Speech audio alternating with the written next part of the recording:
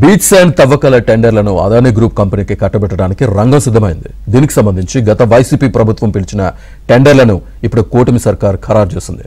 నాడు జగన్ కోరుకున్నట్లుగానే 2 టెండర్లు అదానీ కంపెనీకి దక్కాయి. ప్రస్తుతం ఈ ఫైల్ ప్రభుత్వానికి చేరింది. విజయవంతమైన బిడ్డర్గా అదానీ గ్రూప్ కంపెనీని ప్రకటిస్తూ ఉత్తర్వులు ఇవ్వడమే మిగిలింది. అయితే గతంలో డెవలపర్ విధానాన్ని తీవ్రంగా వ్యతిరేకించిన కూటమి నేతలు ఇప్పుడు ఆ టెండర్లనే ఖరారు చేయడం ప్రశ్నార్థకంగా మారింది.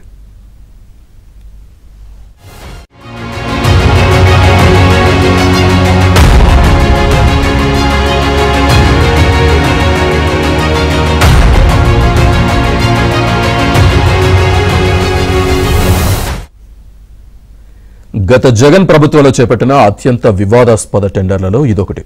శ్రీకాకుళం జిల్లా గారలో 909.85 హెక్టార్లు, విశాఖ జిల్లా భీమిల్లో 90.15 హెక్టార్లలో బీచ్ శాండ్ మినరల్స్ మైనింగ్ కోసం ప్రైవేట్ డెవలపర్ ఎంపిక పేరిట 2024 జనవరిలో జగన్ ప్రభుత్వం టెండర్లు పిలిచింది.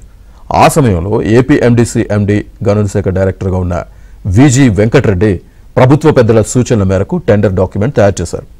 ఈ టెండర్లపై అప్పట్లో పెద్ద దుమారం రేగింది. ఇది కేంద్ర గనుల చట్టానికి వ్యతిరేకమని విమర్శలు వెలువెత్తాయి. కేవలం అదానీ కంపెనీలకు లబ్ధి చేకూర్చేలా టెండర్ నిబంధనలు రూపొందించారని, ఏపీ ప్రయోజనాలను పణంగా పెట్టారని తీవ్ర ఆరోపణలు వచ్చాయి. దీనిపై ప్రజా సంఘాలు, పార్టీలు ఆందోళన వ్యక్తం చేశాయి.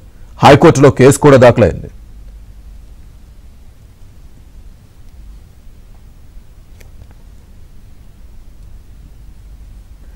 బీచ్ శాండ్ మినరల్స్ కు ఉన్న ప్రాధాన్యం దృష్ట్యా ప్రైవేటు కంపెనీలు మైనింగ్ చేయడానికి వీల్లేదని కేంద్రం 2019 మార్చి 1న నిషేధం విధించింది.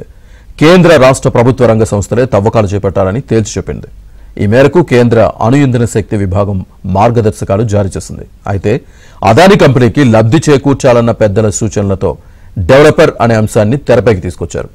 ఇది నిబంధనలకు విరుద్ధమని కూటమి ప్రభుత్వం కూడా హైకోర్టు ముందు అంగీకరించింది.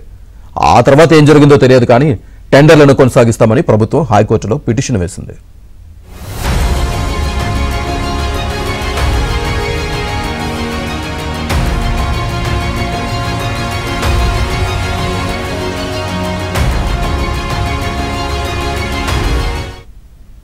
మరోవైపు నాడు పిటిషన్ వేసిన వ్యక్తి కూడా వెనక్కి తగ్గారు. దీంతో ఏపీఎండీసీ అధికారులు ఇటీవల టెండర్లను ఖరారు చేశారు.